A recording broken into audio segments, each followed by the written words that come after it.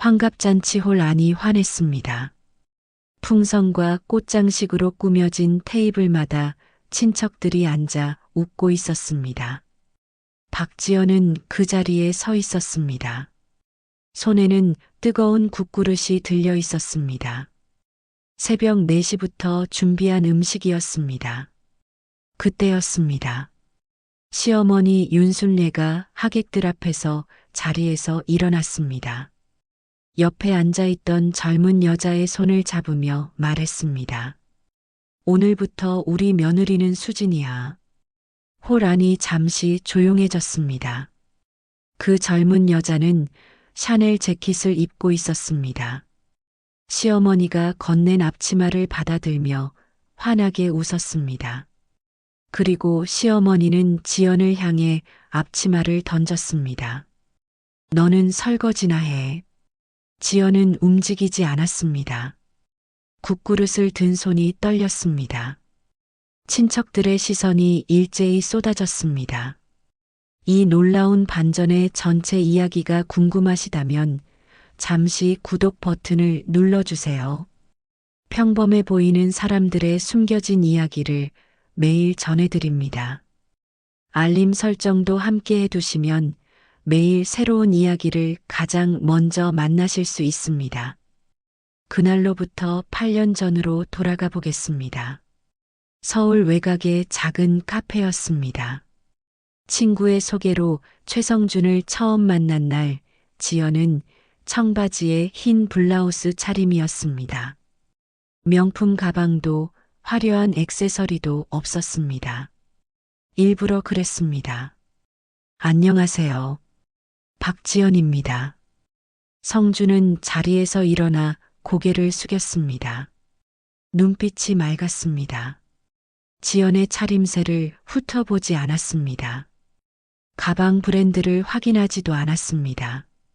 그냥 지연을 봤습니다. 지연 씨는 참 편안한 분이네요. 그 말 한마디였습니다. 지연의 심장이 조용히 뛰었습니다. 사실 지연에게는 비밀이 있었습니다. 한양건설 회장의 외동딸이라는 사실이었습니다. 대학을 졸업하고 유학까지 다녀왔지만 지연은 그 신분이 싫었습니다. 사람들은 항상 지연이 아닌 그 뒤에 있는 것들만 봤으니까요. 그래서 졸업 후 작은 무역회사 경리로 취직했습니다. 아버지 박세준 회장은 딸의 선택을 막지 않았습니다. 다만 조용히 말했습니다. 힘들면 언제든 말해. 아빠가 뒤에서 도와줄게. 성준과의 연애는 행복했습니다. 처음으로 그냥 박지연으로 사랑받는 기분이었습니다. 6달이 지난 어느 저녁 한강변을 걷다가 성준이 멈춰 섰습니다. 지연아, 나랑 결혼해 줄래? 돈은 많이 못 벌지만 평생 너만 사랑할게. 눈물이 났습니다. 드디어 찾았다고 생각했습니다. 자신을 있는 그대로 봐주는 사람을. 네, 좋아요. 결혼 준비가 시작되었습니다. 소박한 예식장을 예약했습니다. 시댁 식구들은 지연이 친정도 없는 평범한 회사원이라고 알고 있었습니다. 결혼식 날 시어머니 윤순례의 첫마디는 차가웠습니다. 우리 아들이 불쌍해서 데려온 거지 뭐. 가슴이 아팠지만 참았습니다. 사랑이 있으면 된다고 믿었습니다. 하지만 신혼의 단꿈은 짧았습니다. 결혼 1년 차부터 시어머니는 새벽 5시에 지연을 깨웠습니다. 시부모님 아침 식사를 준비하라는 것이었습니다. 명절이면 20명분의 음식을 혼자 만들었습니다. 손가락이 베이고 허리가 끊어질 것 같아도 내색하지 않았습니다. 어느 날 생활비가 떨어졌습니다. 지연은 조심스럽게 시어머니에게 말을 꺼냈습니다. 어머니, 이번 달 장볼 돈이 좀 부족한데요. 시어머니는 코웃음을 쳤습니다. 친정도 없는 게 돈 타령이야? 시집에서 먹여주고 재워주는 게 어딘데. 성주는 옆에서 아무 말도 하지 않았습니다. 지연은 그날 밤 서랍 깊숙이 넣어두었던 결혼 반지를 꺼냈습니다. 한참을 바라보다가 조용히 가방에 넣었습니다. 다음 날 아침 동네 골목 안쪽 전당포 앞에 섰습니다. 유리문을 열고 들어가 반지를 내밀었습니다. 주인이 반지를 들여다보며 금액을 불렀습니다. 지연은 고개를 끄덕였습니다. 버스 정류장 벤치에 앉았습니다. 손바닥에 현금이 쥐어져 있었습니다. 반지가 있던 손가락이 허전했습니다. 이게 내가 선택한 삶이구나. 작게 중얼거렸습니다. 버스가 왔습니다. 지연은 자리에서 일어났습니다. 결혼 3년 차가 되었습니다. 시어머니 윤술래는 매일 아침 지연보다 먼저 일어나 있었습니다. 부엌에 들어서면 어김없이 한마디가 따라왔습니다. 며느리가 시부모님보다 늦게 일어나면 쓰나. 우리 집안 규칙이야. 지연은 새벽 4시에 눈을 떴습니다. 그래도 부족했습니다. 명절이 다가올수록 더했습니다. 다른 며느리들은 친정에 다녀온다며 일찍 짐을 쌌습니다. 지연에게는 갈 곳이 없었습니다. 아니, 정확히는 갈 수 없었습니다. 친정도 없는 게 명절에 어딜 가. 여기서 일이나 해. 20명분의 음식을 혼자 준비했습니다. 전을 부치고 나물을 무치고 국을 끓였습니다. 손가락이 베어도 허리가 끊어질 것 같아도 부엌을 나오지 않았습니다. 명절 아침 시댁 식구들이 모여 세뱃돈을 나눌 때였습니다. 테이블 위에 붉은 봉투들이 놓였습니다. 시아버지, 시어머니, 성준, 조카들 이름이 하나씩 적혀 있었습니다. 지연의 이름은 없었습니다. 손을 뻗었다가 멈췄습니다. 시어머니가 쳐다봤습니다. 왜 내 것도 있을 줄 알았어? 아무 말도 할 수 없었습니다. 결혼 4년 차 어느 날이었습니다. 회사에서 해외 거래처에 전화가 왔습니다. 영어였습니다. 직원들이 당황하며 수화기를 넘기려 했습니다. 지연은 받으려다 멈췄습니다. 유학파 출신이라는 것이 들키면 안 됐습니다. 모르는 척해야 했습니다. 저 영어 잘 못해요. 다른 분이 받으세요. 거짓말이었습니다. 화장실로 들어가 거울을 봤습니다. 나는 나일 수가 없구나. 작게 중얼거렸습니다. 이게 지연이 선택한 삶이었습니다. 결혼 5년 차, 성준이 달라지기 시작했습니다. 야근이 잦아졌습니다. 주말에도 골프, 회식, 거래처 미팅, 집에 있는 날이 줄었습니다. 어느 저녁 와이셔츠를 세탁하려다 손이 멈췄습니다. 낯선 향수 냄새가 났습니다. 여보, 이 냄새는 뭐예요? 성주는 대수롭지 않게 대답했습니다. 회사 직원이 뿌리다가 묻은 거야. 왜 그래?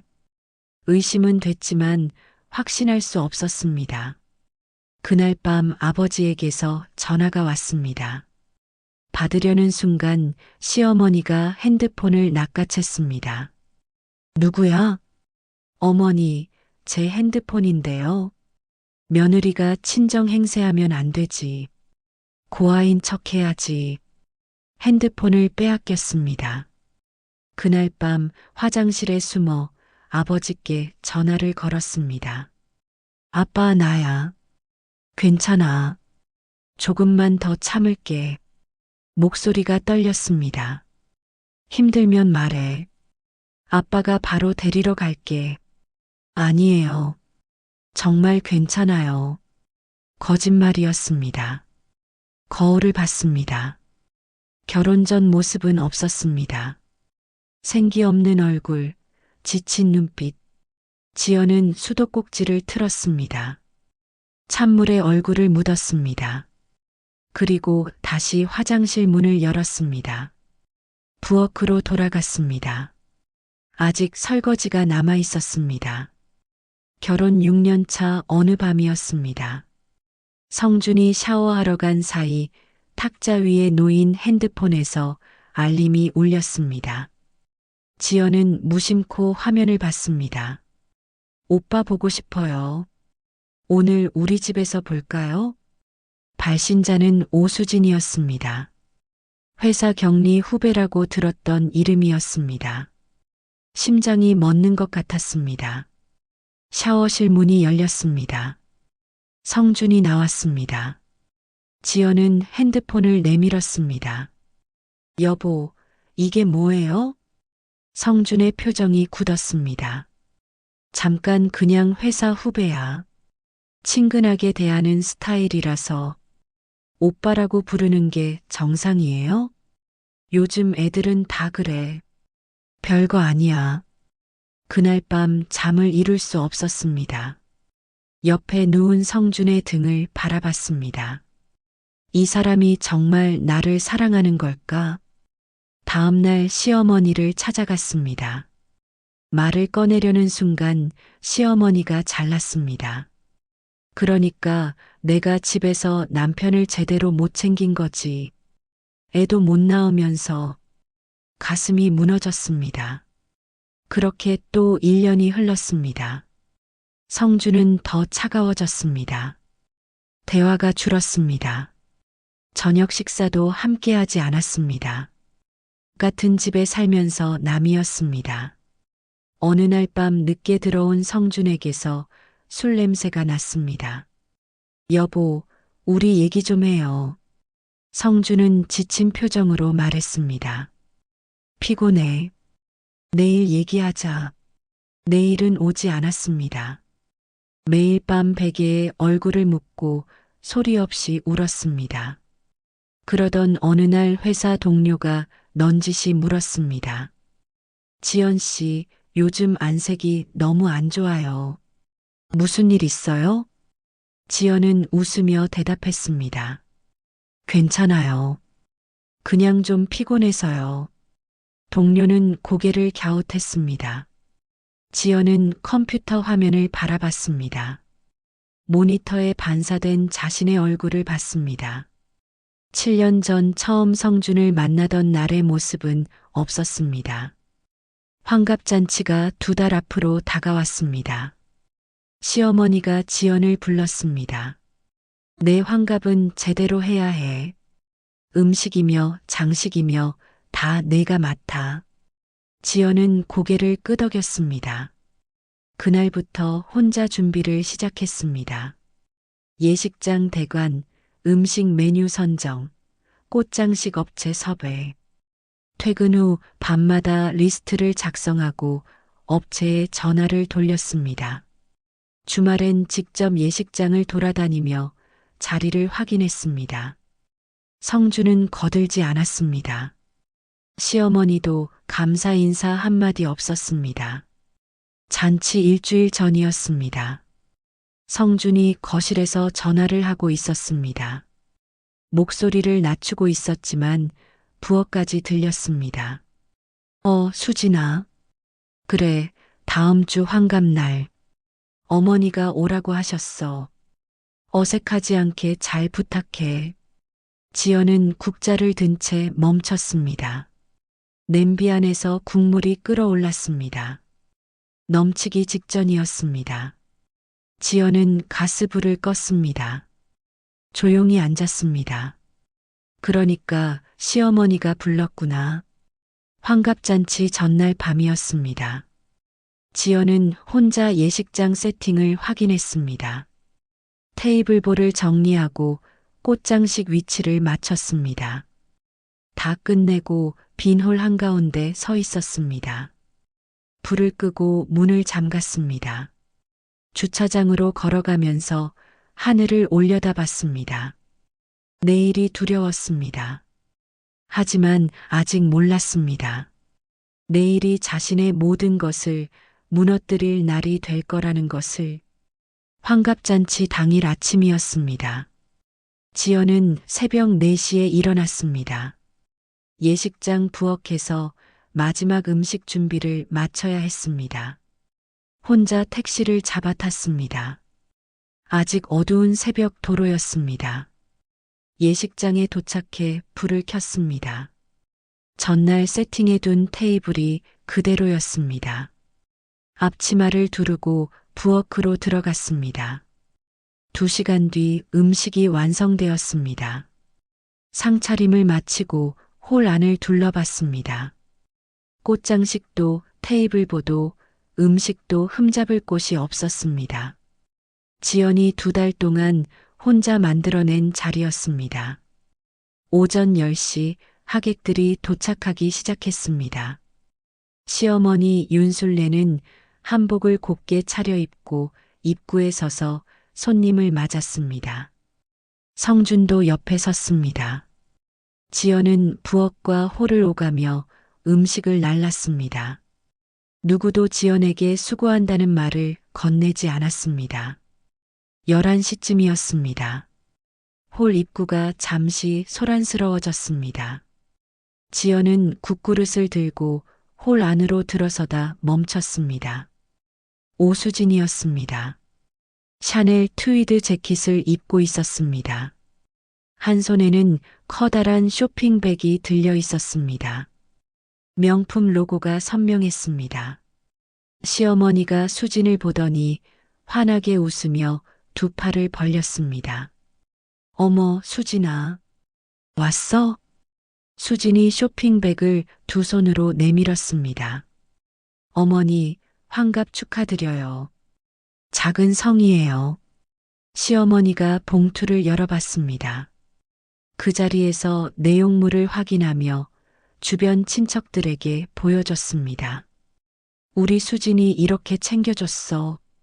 어쩜 이렇게 속이 깊어? 친척들이 고개를 끄덕이며 맞장구를 쳤습니다. 지연은 그 자리에 서서 손에 든 국그릇만 내려다봤습니다.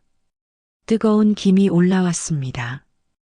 2달 동안 준비한 음식이었습니다. 아무도 누가 만들었는지 묻지 않았습니다. 점심 식사가 시작되었습니다. 수지는 시어머니 옆자리에 앉았습니다. 원래 지연의 자리였습니다. 지연은 끝자리에 앉았습니다. 수진이 지연이 만든 전을 집어먹으며 시어머니에게 말했습니다. 어머니, 간이 좀 심심하지 않아요? 제가 만들었으면 간장을 조금 더 넣었을 텐데. 시어머니가 고개를 끄덕였습니다. 그러게. 역시 수진이는 요리 감각이 있어. 성주는 고개를 숙이고 밥만 먹었습니다. 지연은 젓가락을 내려놓았습니다. 입맛이 없었습니다. 식사가 끝난 뒤였습니다. 시어머니가 하객들 앞에 섰습니다. 마이크를 잡았습니다. 오늘 제 환갑에 와주신 모든 분들께 감사드려요. 그리고 오늘 특별히 소개할 사람이 있어요. 수진을 불렀습니다. 수진이 앞으로 나왔습니다. 시어머니가 수진의 손을 잡으며 말했습니다. 오늘부터 우리 며느리는 수진이야. 홀 안이 조용해졌습니다. 친척들이 서로 눈빛을 교환했습니다. 누군가 낮게 수군거렸습니다. 저게 무슨 소리야? 지연이는 어쩌고. 시어머니는 뒤를 돌아봤습니다. 국그릇을 들고 서 있는 지연을 찾았습니다. 그리고 앞치마를 집어들어 던졌습니다. 너는 설거지나 해.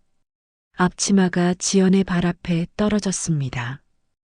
홀 안이 완전히 조용해졌습니다. 지연은 앞치마를 내려다봤습니다. 그리고 천천히 고개를 들었습니다.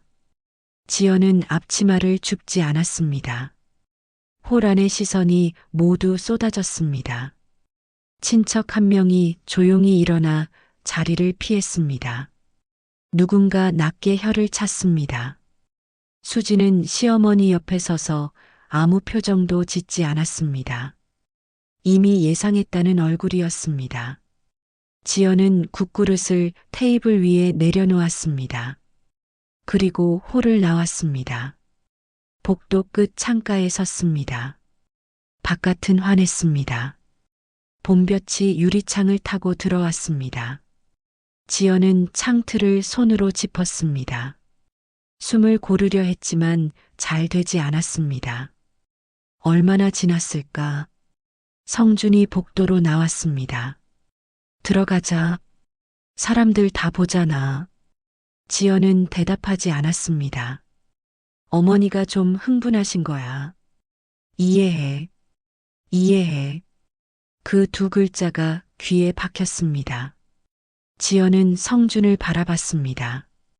아무 말도 하지 않았습니다. 그냥 돌아서서 부엌으로 들어갔습니다. 성준이 원하는 대로였습니다. 설거지를 했습니다. 저녁이 되었습니다. 하객들이 모두 돌아갔습니다. 텅 빈 홀에 시댁 식구들과 수진, 그리고 지연만 남았습니다. 시어머니가 핸드백에서 서류 봉투를 꺼냈습니다. 테이블 위에 놓았습니다. 이용각서야. 오늘 여기 서명해. 지연의 손이 멈췄습니다. 어머니, 이게 무슨... 시어머니가 말을 잘랐습니다. 수진이 들어올 거니까 내 방 비워야 하잖아. 깔끔하게 정리하자. 성준이 지연의 가방을 가져왔습니다. 지갑을 열어 카드를 꺼냈습니다. 통장도 꺼냈습니다. 테이블 위에 올려놓았습니다. 이거 내가 보관할게. 여보, 그건 제 거예요. 성준의 눈빛이 차가웠습니다. 어차피 내가 쓸 데도 없잖아. 시아버지 최병훈이 소파에 앉아 말했습니다. 지연 씨, 우리도 어쩔 수 없어요. 조용히 정리합시다. 조용히 정리. 7년이 그렇게 끝나는 것이었습니다. 성준이 지연을 똑바로 쳐다봤습니다. 지연아, 현실을 봐. 넌 아무것도 없잖아. 친정도 없고 의지할 데도 없고 내가 사라져야 우리 가족이 산다. 가슴에 무언가 박히는 느낌이었습니다. 7년을 함께 산 남편의 입에서 나온 말이었습니다. 시어머니가 펜을 내밀었습니다. 빨리 서명하고 나가. 갈 데도 없으면서 질질 끌지 마. 지연은 펜을 받지 않았습니다. 자리에서 일어났습니다. 현관으로 걸어갔습니다. 문을 열었습니다. 밖에 짐가방들이 던져져 있었습니다. 7년 동안 이 집에서 살았던 흔적들이었습니다. 옷가지와 살림살이가 봉투째 쑤셔 넣어져 있었습니다. 지연은 가방들을 바라봤습니다. 한참을 서 있었습니다. 뒤에서 성준의 목소리가 들렸습니다. 내일 아침까지 나가. 열쇠 두고 가. 지연은 대답하지 않았습니다. 현관문을 닫고 안으로 들어왔습니다.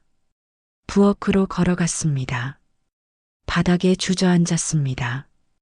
다리에 힘이 풀렸습니다. 그때였습니다. 성준이 부엌으로 들어오더니 지연의 핸드폰을 집어들었습니다. 이것도 내가 맡아둘게. 쓸데없이 연락하지 말고. 지연은 핸드폰을 빼앗기지 않으려 손을 뻗었습니다. 성준이 먼저 낚아챘습니다. 뒤돌아 나갔습니다. 부엌에 혼자 남았습니다. 완전한 침묵이었습니다. 바닥이 차가웠습니다. 지연은 무릎을 끌어안았습니다. 그렇게 한참을 앉아 있었습니다. 그때 눈에 들어온 것이 있었습니다. 찬장 구석이었습니다. 오래된 공중전화 카드였습니다. 시어머니 눈을 피해 몇 년 전 몰래 숨겨두었던 것이었습니다. 지연은 천천히 일어났습니다.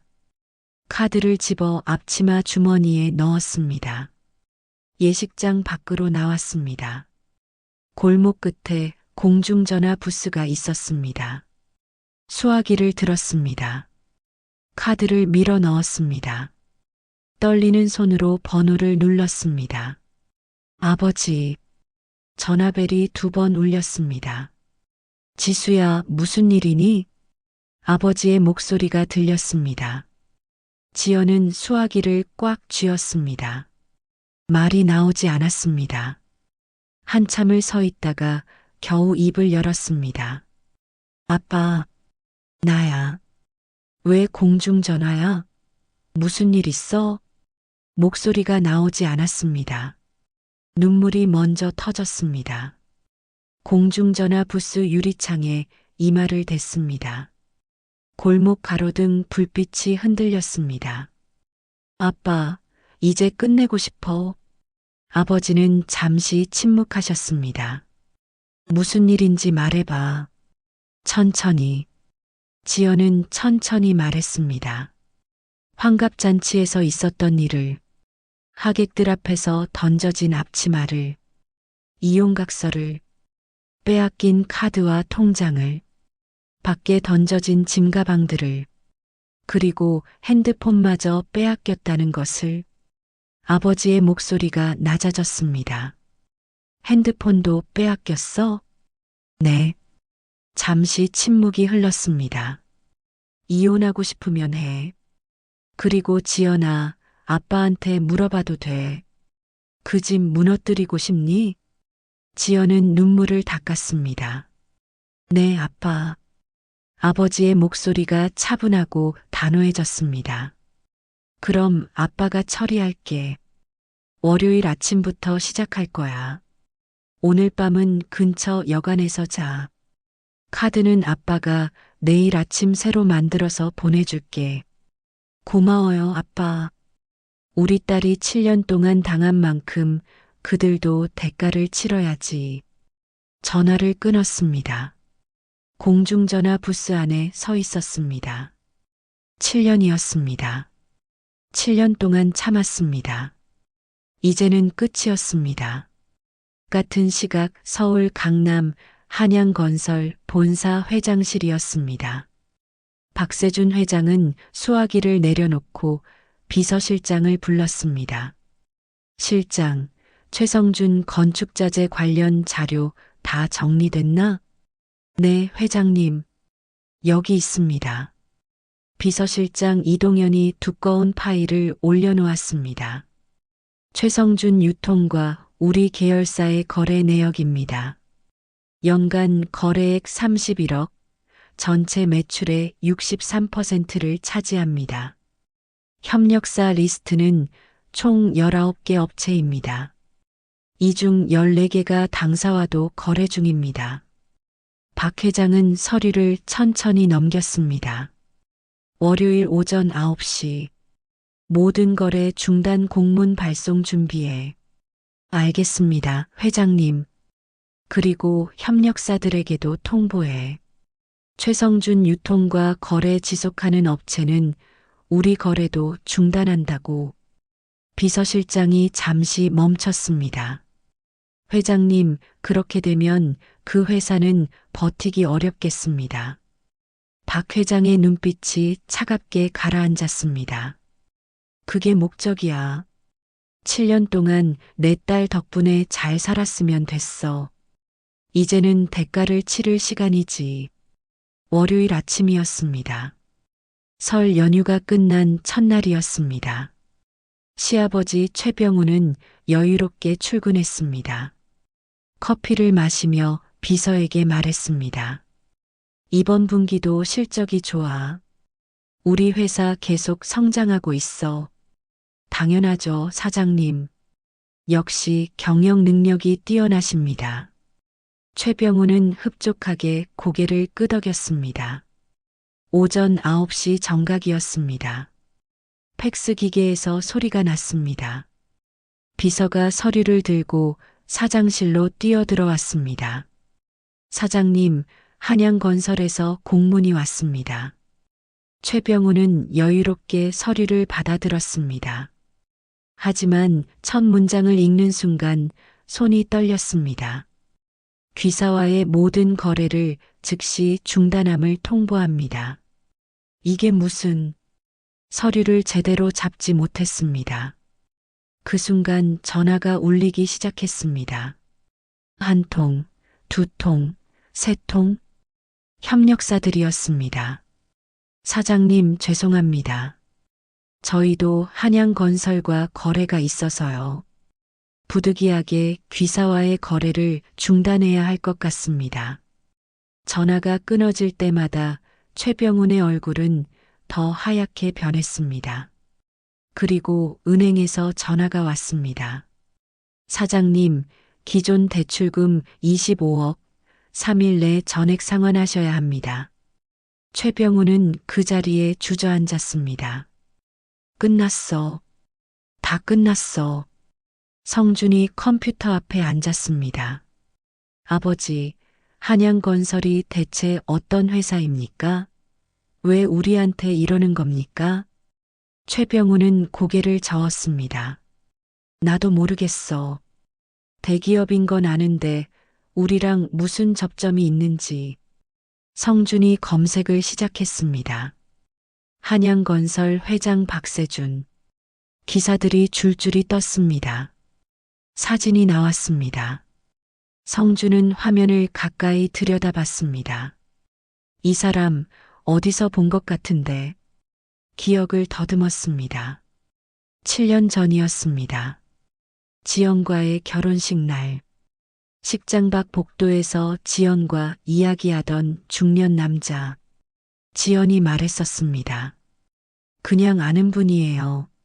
성준은 그 얼굴과 모니터 속 얼굴을 번갈아 봤습니다. 같은 사람이었습니다. 손이 떨렸습니다.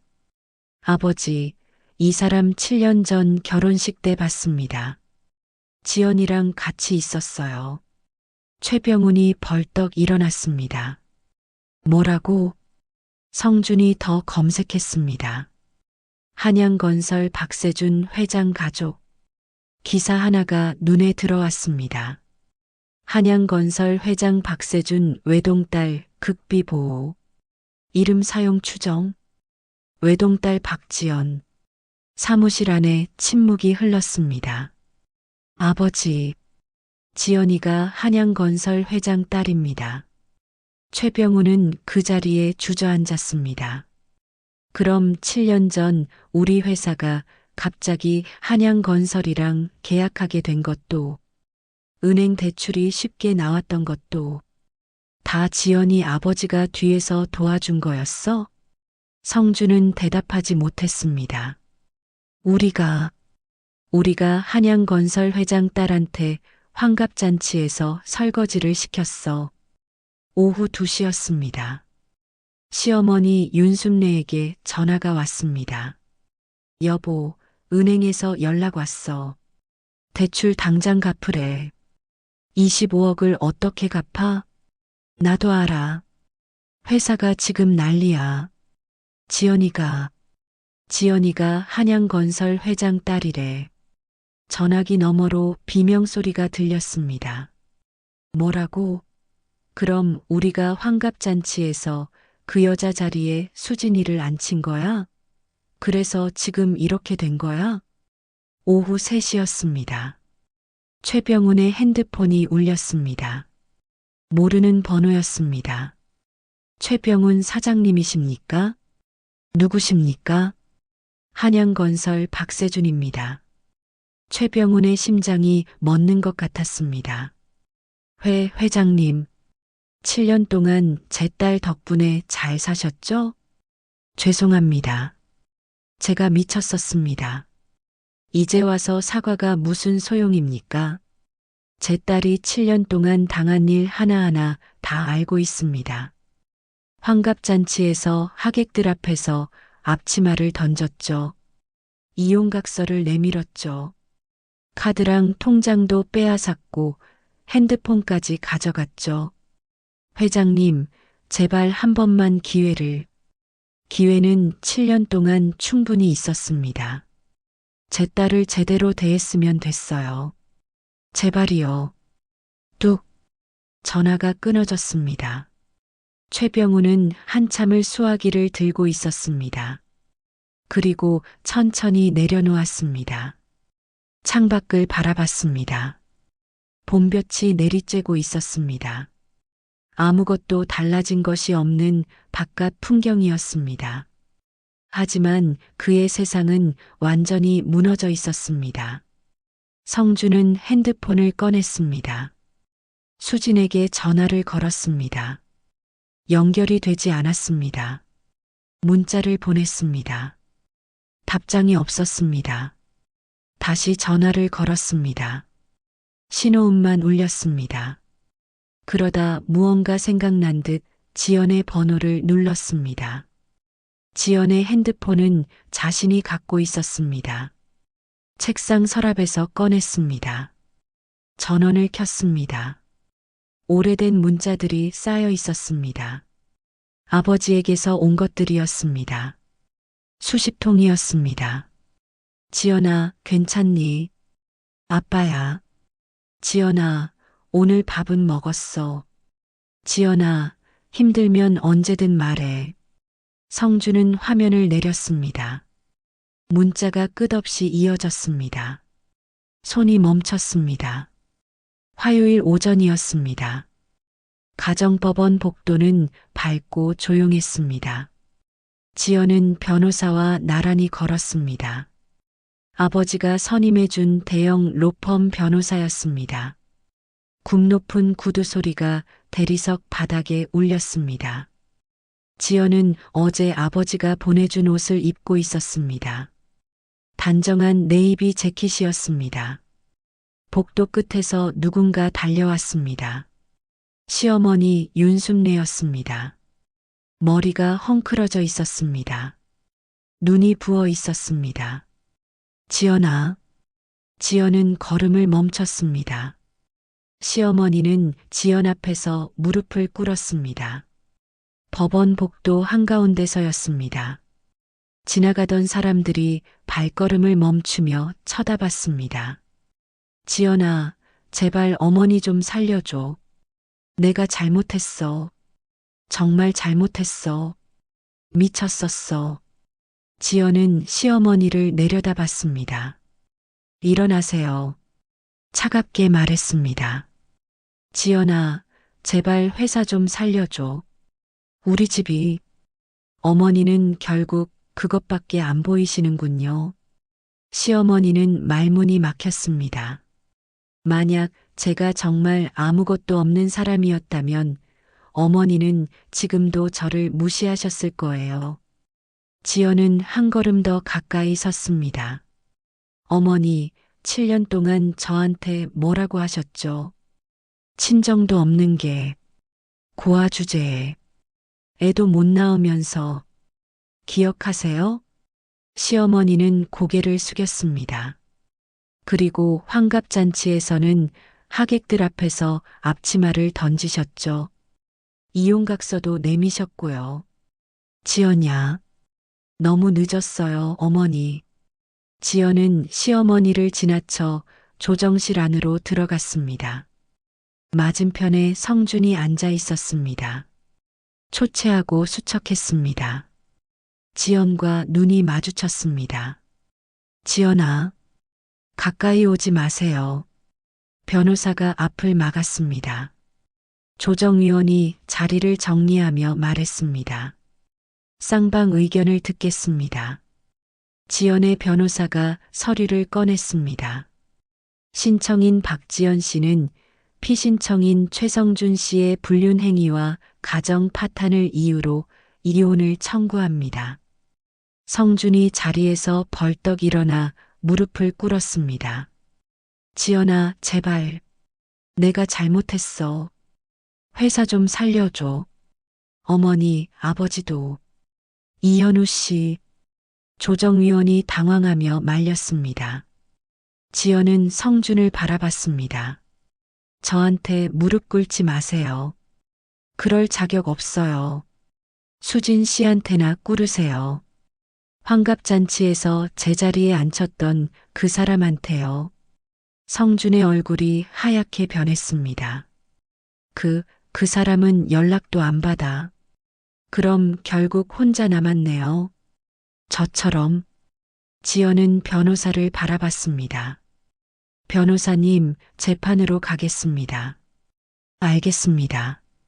지연은 가방을 들고 일어났습니다. 조정실 문을 열고 복도로 나왔습니다. 시아버지 최병훈이 복도 벽에 기대어 서 있었습니다. 지연을 보더니 천천히 고개를 숙였습니다. 따님, 제발 한 번만 용서해 주십시오. 제가 미쳤었습니다. 7년 동안 기회는 충분했어요. 지연은 걸음을 멈추지 않았습니다. 바로 그때였습니다. 복도 저쪽에서 정장 차림의 남자가 걸어왔습니다. 한양건설 로고가 박힌 서류 봉투를 들고 있었습니다. 그가 지연 앞에서 멈추며 고개를 숙였습니다. 박지연 부사장님, 회장님께서 이 서류 전달해 드리라고 하셨습니다. 다음 주 월요일 첫 출근 관련 안내입니다. 복도가 조용해졌습니다. 시댁 식구들이 그 자리에서 굳었습니다. 부사장님? 최병훈의 입이 벌어졌습니다. 윤술래가 무릎을 꿇은 채 고개를 들었습니다. 성준이 조정실 문 앞에서 손잡이를 잡은 채 멈췄습니다. 지연은 서류를 받았습니다. 그리고 조용히 말했습니다. 저는 이제 한양건설 부사장 박지연입니다. 다음 주 월요일부터 출근합니다. 잠깐, 그럼 7년 동안. 성준의 목소리가 떨렸습니다. 지연은 대답하지 않았습니다. 엘리베이터 앞에 섰습니다. 그런데 발걸음을 멈췄습니다. 손에 들려있는 것이 있었습니다. 환갑잔치에서 발 앞에 던져졌던 앞치마였습니다. 가방 안에 접어 넣어온 것이었습니다. 지연은 복도 끝 쓰레기통 앞으로 걸어갔습니다. 앞치마를 안으로 넣었습니다. 엘리베이터 버튼을 눌렀습니다. 문이 열렸습니다. 안으로 들어섰습니다. 문이 닫혔습니다. 복도에 무릎 꿇은 시댁 식구들의 모습이 사라졌습니다. 지연은 닫힌 문을 바라봤습니다. 서류 봉투를 가슴에 안았습니다. 처음으로 숨이 편했습니다. 7년 만이었습니다. 엘리베이터가 내려가기 시작했습니다. 이제 정말 끝이었습니다. 그리고 이제 막 시작이었습니다.